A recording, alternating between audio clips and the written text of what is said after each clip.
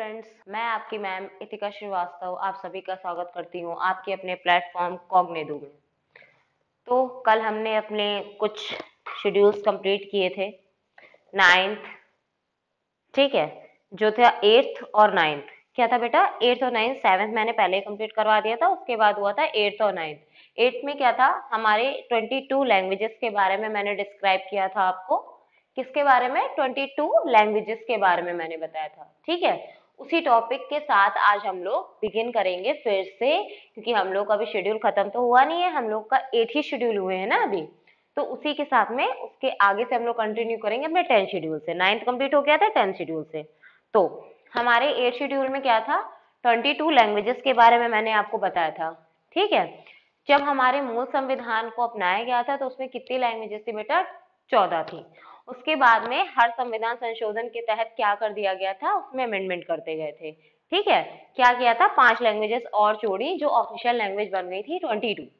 कितनी बन गई थी? 22 लैंग्वेजेस बन गई थी। साथ ही साथ मैंने आपको ये भी बताया था कि कौन सी ऐसी ऑफिशियल लैंग्वेज है बच्चा, कौन सी ऐसी लैंग्वेज है जिसे हम यूज भी करते हैं, बोलते भी हैं, लेकिन उसे संविधान में नहीं रखा गया है, उसे संविधान में नहीं डाला गया है, हमारे कॉन्स्टिट्यूशन में उसे ऑफिशियल दर्जा नहीं मिला है। वो कौन सी लैंग्वेज थी बच्चा? तो वो थी इंग्लिश। ये मैंने आपको कल बताया था। वो कौन सी थी? वो इंग्लिश थी। अच्छा, ये सारी बातें मैंने आपको समझाती थी। साथ ही साथ मैंने आपको ये भी बताया था हमारी एक लैंग्वेज है जिसको मैंने बोर्ड पे लिखा भी था, उड़िया। कौन सी थी बेटा? उड़िया, जिसको हम लोग पहले उड़िया बोलते थे, उसके बाद हम लोगों ने क्या किया? उसे उड़िया कर दिया। किस संविधान संशोधन के तहत किया था बच्चा? 96। कौन से?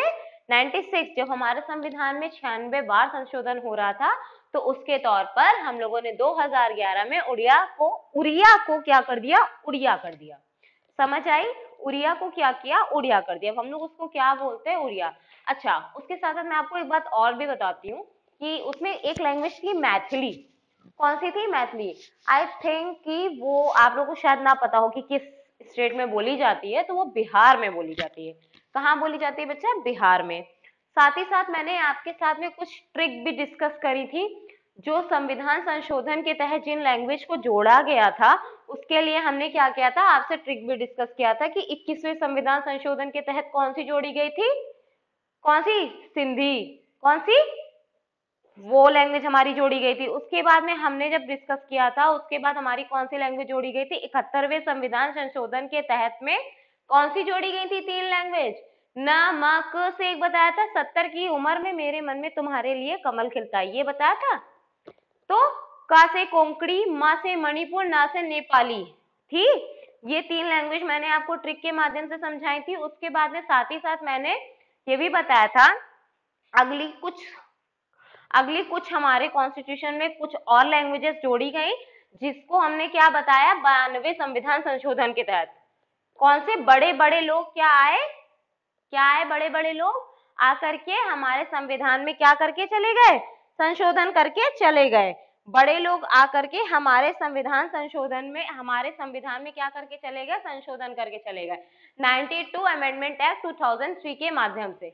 मैंने ये बात आप लोगों को बताई थी कल। चलिए, अब उसके आगे कौन सी थी? बड़े लोग, बड़े मिनिस्टर हमारे संविधान में क्या करके चले गए? संशोधन कर। बीडीएमएस करके बताई थी, बोडो बताई थी, डोंगरी बताई थी, और कौन सी बताई थी?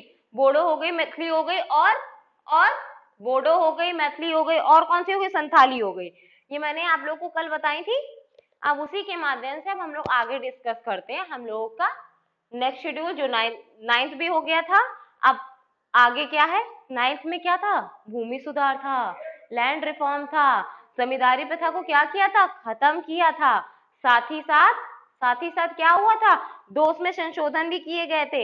एक फर्स्ट संविधान संशोधन, जिसको मैंने बताया था जब हमारे संविधान को अपनाया गया था तब संशोधन तुरंत कर दिया गया था। जब हमारे संविधान को अपनाया गया था 26 जनवरी 1950 में, हम लोगों ने जनगण मन गा के, जिसे हम लोग रिपब्लिक डे के नाम से सेलिब्रेट भी करते हैं, उसको अपना करके फिर क्या किया गया था? 1951 में संशोधन कर दिया गया था, पहला संविधान संशोधन किया गया था। 1951 में फर्स्ट अमेंडमेंट एक्ट के थ्रू हमारे संविधान में संशोधन करके क्या कहा गया था? क्या किया गया था? तो भूमि सुधार और पंचायती भूमि सुधार और कौन सा था बेटा, भूमि सुधार और वो दूसरी चीज कौन सी थी, हाँ जमींदारी प्रथा, भूमि सुधार और जमींदारी प्रथा, इसको क्या किया गया था, खत्म कर दिया गया था। ये बात हमने आपको कल समझा दी थी। अब इसके आगे हम लोग डिस्कस करेंगे। तो आगे हम लोग को क्या है, 10th शेड्यूल है। आगे क्या है, 10th शेड्यूल। चलो अब इसके बारे में बात करते हैं। मैंने आपको बताया था ना कि हमारे संविधान को जब अपनाया गया था तो उसमें आठ क्या थे, 8 शेड्यूल थे। फिर धीरे धीरे संविधान संशोधन कर करके क्या कर दिए गए, कुछ जो है शेड्यूल और जोड़े गए, जिसके अनुसार 12 शेड्यूल हो गए। आज प्रेजेंट में हमारे संविधान में कितने हैं, 12 शेड्यूल्स हैं। अब इसके आगे बेटा हम लोग डिस्कस करते हैं कि 10th शेड्यूल हमारा क्या कह रहा है। 10th शेड्यूल मैंने, अगर आपको याद हो तो मैंने बताया था दल बदल कानून से रिलेटेड। किससे, दल बदल कानून से। It contains provision relating to disqualification of the members parliament and state legislature on the ground of defection। अच्छा, पहली बात ये कह रहा है कि हमारे जो है 10th शेड्यूल में पार्लियामेंट, मेंबर्स ऑफ पार्लियामेंट यानी कि संसद के मेंबर्स जिनको हम एमपी कहते हैं, और स्टेट यानी कि विधानसभा, ठीक है, स्टेट लेजिस्लेचर के मेंबर्स को क्या कर दिया जाएगा, दल बदल कानून के द्वारा हटा दिया जाएगा, डिस्क्वालीफाई, उनकी अयोग्यता घोषित कर दी जाएगी। अब ये जानते हैं कि दल बदल कानून क्या है। तो देखो दल बदल कानून में 3 क्लॉजेज हैं। कौन से, 3 क्लॉज हैं। कौन से बेटा, 3 क्लॉज है। कौन कौन से हैं, पहला, कैसे हटाया जाएगा हमारे दल बदल कानून से, हमारे दल बदल कानून के थ्रू कैसे हमारे मेंबर ऑफ पार्लियामेंट को हटाया जाएगा और कैसे हमारे राज्य विधायिका के लोगों को हटाया जाएगा। तो उसके लिए क्लॉज, पहला क्लॉज क्या है कि जब हमारे पहले क्लॉज में ये लिखा हुआ है बच्चा कि हमारे मेंबर ऑफ पार्लियामेंट किसी पार्टी से अगर चुनाव लड़ रहे हैं, यानी एमपी जो होते हैं अगर वो किसी पार्टी से चुनाव लड़ रहे हैं और उस पार्टी में रह करके वो उस चुनाव को जीत जाते हैं, क्या होता है उस पार्टी में रह करके अगर वो उस चुनाव को जीत जाते हैं, जीत जाने के बाद में वो किसी और पार्टी को ज्वाइन कर लेते हैं। क्या कर लेते हैं, वो किसी और पार्टी को ज्वाइन कर लेते हैं। मैंने आपसे बोला कि पार्लियामेंट के जो सदस्य होते हैं यानी मेंबर ऑफ पार्लियामेंट, वो अगर उस पार्टी से रह करके अपना इलेक्शन जीत जाते हैं और इलेक्शन जीत जाने के बाद में वो किसी और पार्टी को ज्वाइन करते हैं, तो क्या किया जाएगा, उन पे दल बदल कानून लगा करके उन्हें हटा दिया जाएगा, यानी कि एंटी डिफेक्शन लॉ लगा करके उन्हें डिस्क्वालीफाई कर दिया जाएगा, घोषित कर दिया जाएगा, अयोग्य घोषित कर दिया जाएगा। या फिर अगर वो अपनी पार्टी के द्वारा दिए हुए निर्देशों को नहीं मानते हैं, यानी उनके द्वारा दी गई जो भी बातें हैं अगर वो उसका उल्लंघन करते हैं, उनकी बात को काटते हैं, उनकी बात को नहीं मानते हैं, तो भी उन्हें डिस्क्वालीफाई कर दिया जाएगा। ठीक है, एक पॉइंट आपको समझ में आया, एक क्लॉज समझ में आया। अब सेकेंड बात करते हैं। एक होते हैं इंडिपेंडेंट। कौन से होते हैं बेटा, इंडिपेंडेंट, कौन से, जो हमारे क्या होते हैं, निर्दलीय होते हैं ना, निर्दलीय होती है पार्टी, निर्दलीय पार्टी से क्या करते हैं, चुनाव लड़ते हैं जो लोग निर्दलीय कैंडिडेट होते हैं भाई, इंडिपेंडेंट कैंडिडेट होते हैं, वो क्या करते हैं, निर्दलीय कैंडिडेट जिनको बोला जाता है वो क्या करते हैं, अगर वो चुनाव लड़ते हैं और अगर वो जीत जाते हैं निर्दलीय पार्टी से, अगर वो इंडिपेंडेंट कैंडिडेट अगर चुनाव जीत जा रहे हैं और उसके बाद में वो किसी और पार्टी को जाके ज्वाइन करते हैं या फिर किसी और पार्टी में जाके वहां की सदस्यता लेते हैं, तो भी उन्हें एंटी डिफेक्शन लॉ यानी कि दल बदल कानून के थ्रू उन्हें डिस्क्वालीफाई कर दिया जाएगा। ये बात समझ में आई। दूसरा बात समझ में आया आप लोगों को, सेकेंड क्लॉज समझ में आया। आप थर्ड क्लॉज की बात करते हैं। फर्स्ट में मैंने आपको बताया किसी पार्टी से जीतने के बाद में अगर वो किसी और पार्टी में जाते हैं और या फिर पार्टी की बात का मनाही करते हैं, मतलब उनकी बात नहीं मानते हैं, तो उन्हें एंटी डिफेक्शन लॉ लगाकर हटा दिया जाएगा। दूसरे में बोला मैंने इंडिपेंडेंट कैंडिडेट जो होते हैं यानी कि निर्दलीय चुनाव जो लड़ते हैं और वो जीत जाते हैं, जीत जाने के बाद में वो जा करके किसी पार्टी को ज्वाइन करते हैं, तो भी उनपे एंटी डिफेक्शन लॉ लगा करके हटा दिया जाएगा। तीसरे आते हैं नामित सदस्य, नॉमिनेट। मैंने आपको बताया था ना कि नॉमिनेट कैंडिडेट जो होते हैं प्रेसिडेंट के द्वारा, किसके द्वारा बेटा, प्रेसिडेंट के द्वारा जो नॉमिनेट किए जाते हैं। और अगर वो चुनाव जीत जाते हैं, जो प्रेसिडेंट के द्वारा नामित किए जाते हैं सदस्य, अगर वो चुनाव जीत जाते हैं और चुनाव जीत जाने के बाद में अगर 6 महीने के अंदर, कितने बेटा, 6 महीने के अंदर अगर उन्होंने किसी पार्टी को ज्वाइन नहीं किया तो क्या हो जाएगा, किसी पार्टी को अगर उन्होंने ज्वाइन नहीं किया तो उन्हें एंटी डिफेक्शन लॉ यानी दल बदल कानून लगा करके हटा दिया जाएगा, मतलब डिस्क्वालीफाई, अयोग्य घोषित कर दिया जाएगा। तीनों क्लॉज समझ में आए, दल बदल कानून समझ में आया। अच्छा, एक क्वेश्चन का आंसर देना जरा। मैंने आप लोगों को बताया था दल बदल कानून संविधान संशोधन के तहत लाया गया था, डाला गया था हमारी अनुसूची में। वो कौन सा संविधान संशोधन था जिसके द्वारा हमारा दल बदल कानून डाला गया था?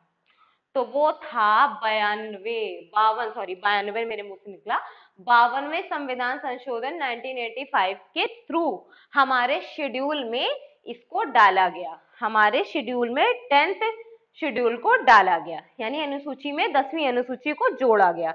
अब हम लोग बात करते हैं 11th शेड्यूल की।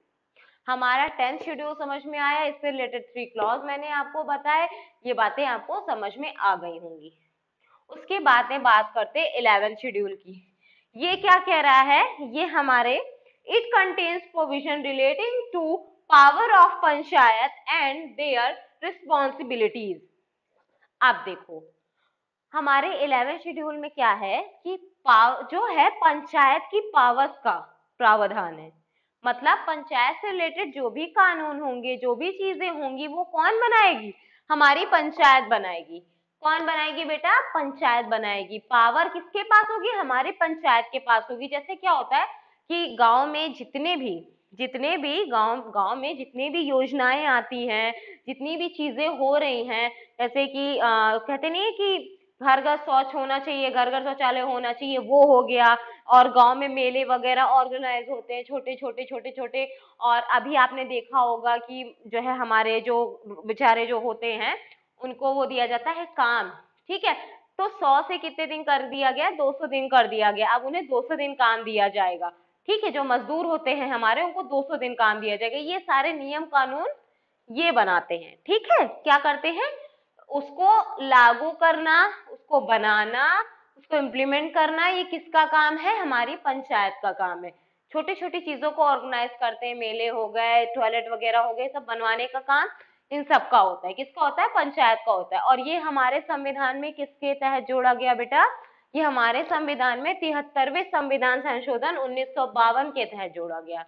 मैंने आपसे बोला हमारे 11th शेड्यूल में पंचायत की पावर्स का प्रावधान है, मतलब इनके पास कुछ पावर्स होती हैं जिसके थ्रू ये अपने क्षेत्र में, अपने एरिया में, अपने गांव में कुछ कुछ चीजें करते हैं या कुछ, और इसमें कुछ विषय हैं। कौन से विषय पर ये कानून बनाते हैं बेटा, तो मैंने आपको बताया था 28 सब्जेक्ट, 28 विषयों पर ये कानून बनाते हैं। पंचायत के पास कितने विषय हैं जिन पर वो कानून बनाएगा, तो 28 विषय हैं, जिसमें से हो सकता है कि मेला अगर इन्हें लगवाना है तो उसकी सारी जिम्मेदारी हमारे पंचायत के पास होगी। सारी छोटी छोटी काम जो है वो कौन करेगी, हमारी पंचायत करेगी। कौन से संविधान संशोधन के तहत किया गया, 73वें संविधान संशोधन के तहत किया गया। किस संविधान संशोधन के तहत किया गया बेटा, 73वें संविधान संशोधन के तहत ये हमारा किया गया। अब आगे बात करते हैं हमारे 10th शेड्यूल में। हमारे 10th शेड्यूल में क्या है, इसमें it contains provision relating to municipality power. इस शेड्यूल में ये दिया हुआ है, इस शेड्यूल में, इस अनुसूची में ये बात कही गई है बच्चा कि जो हमारा जो है म्यूनिसिपैलिटी यानी नगर पालिका क्या करेगा, उस क्षेत्र के पास, उसके पास क्या पावर्स होंगी, 18 विषय होंगे। पहली बात तो उसके पास कितने, 18 सब्जेक्ट्स होंगे। कितने सब्जेक्ट्स होंगे, 18 सब्जेक्ट्स होंगे, जिसपे वो क्या करेगी, कानून बनाएगी। क्या करेगी, कानून बनाएगी। 18 विषय उसके पास होंगे जिस पर हमारी नगर पालिका कानून बनाएगी। समझ आई बात, इतनी बात आप लोगों को समझ में आई कि मैम कहना क्या चाह रही है। 12th शेड्यूल के अंतर्गत म्यूनिसिपैलिटी के पास ये पावर होती है, नगर पालिका, पास ये पावर होती है कि वो 18 सब्जेक्ट्स उनके पास है, कुछ विषय हैं जिन पर वो कानून बनाएगी। वो कितने विषय हैं? 18 विषय हैं। कितने हैं? 18 है। और ये कब किया गया था? ये कब हमारे संविधान में डाला गया, शेड्यूल में जोड़ा गया? ये 12th शेड्यूल कौन सा अमेंडमेंट एक्ट किया गया? तो 74वें संविधान संशोधन के तहत डाला गया। 74वें संविधान संशोधन 1952 के तहत इसको डाला गया। अच्छा, अब इसके आगे हमें कुछ चीजें और डिस्कस करनी है, जैसे कि छोटी छोटी बातें। वो बात ये है कि जब मैंने आपको शेड्यूल के मूल संविधान में जब हमारे शेड्यूल्स को डाला गया था तो उसमें कितने थे और कितने किस अमेंडमेंट के थ्रू जोड़े गए। तो अब यहाँ पे ध्यान देने वाली बात है बच्चा कि 73वें संविधान संशोधन 1952 के तहत हमारे संविधान में 11 शेड्यूल को डाला गया, यानी कि 11वीं अनुसूची को डाला गया। कौन सी अनुसूची को? 11वीं अनुसूची को। लेकिन ये डेट वो है जब हमारे संविधान में इसको डाला गया, लागू करने वाली डेट अलग थी। याद आया? मैंने बताया था 1993। कौन सी डेट थी बेटा? 1993 थी। 73वें संविधान संशोधन के तहत 1993 में इस अनुसूची को इम्प्लीमेंट कर दिया गया, मतलब लागू कर दिया गया। इम्प्लीमेंट का क्या मतलब होता है? लागू कर देना। हमारे देश पे कोई कानून लागू हो गया। तो ये इम्प्लीमेंट की डेट है और ये डालने की डेट है, जब हमारे संविधान में इसको डाला गया था। तो 1952 में डाला गया, 92 में, और 1993 में इसे लागू कर दिया गया। समझ आई बात?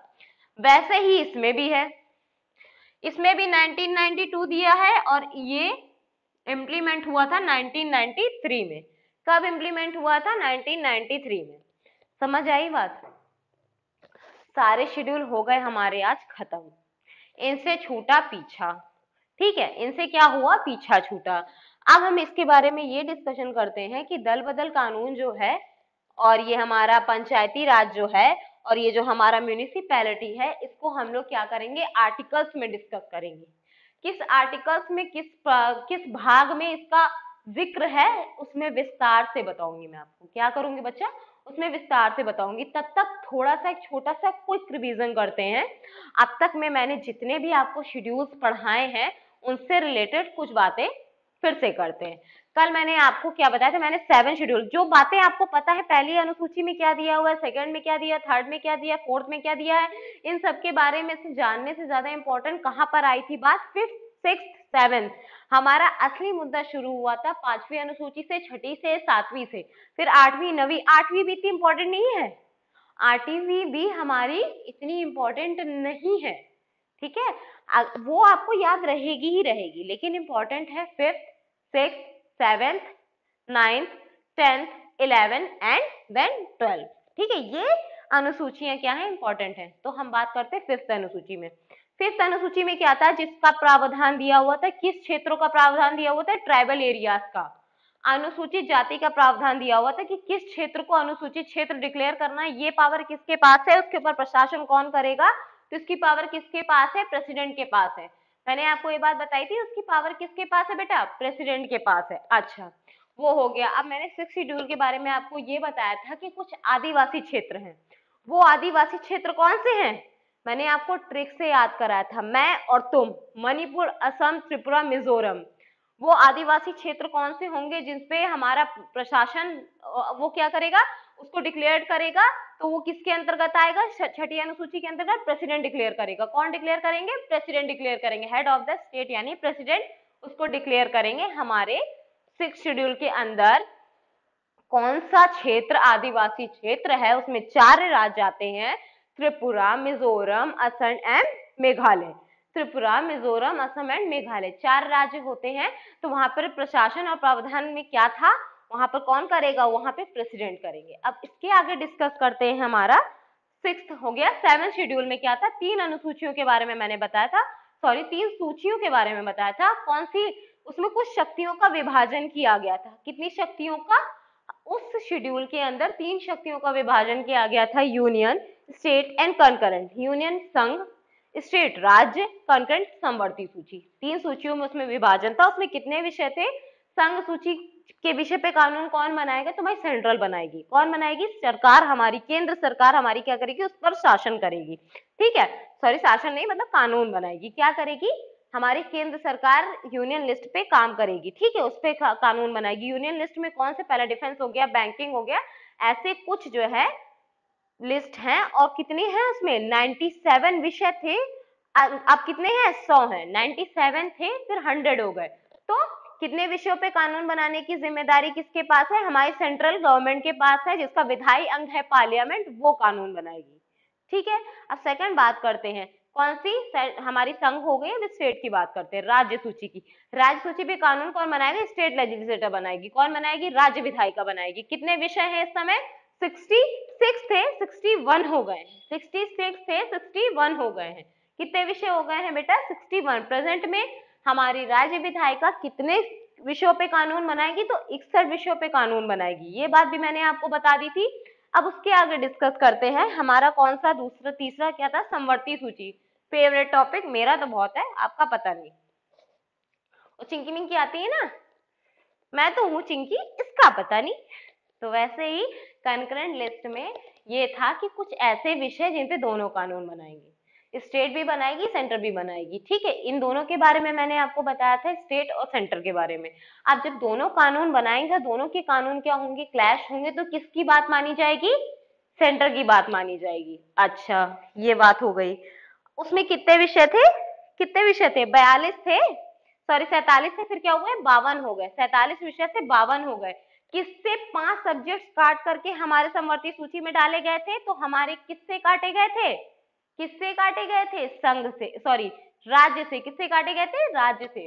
राज्य से काट करके हमारे किस में डाल दिए गए थे बेटा? कंकरेंट लिस्ट में डाल दिए गए थे। तो अब कितने विषय हैं उसमें? 57 विषय हैं।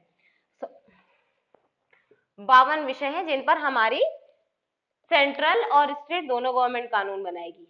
ठीक है, जब क्लैश होगा सेंट्रल गवर्नमेंट की मानी जाएगी। अच्छा, साथ ही साथ मैंने आपको एक वर्ड का मतलब भी पढ़ाया था, जिसका मतलब था रेजिडुअरी पावर। किसका था? जिसका मतलब क्या था? जो वर्ड कौन सा था? रेजिडुअरी पावर, अवशिष्ट शक्तियां। कौन सा था? अवशिष्ट शक्तियां। ठीक है, अवशिष्ट शक्तियों में क्या था? कुछ ऐसे विषय या कुछ ऐसे भावी विषय जो अभी ना तो हमारी संघ सूची में है, ना ही हमारी स्टेट की लिस्ट में है, और ना ही हमारी कंकरेंट लिस्ट में है।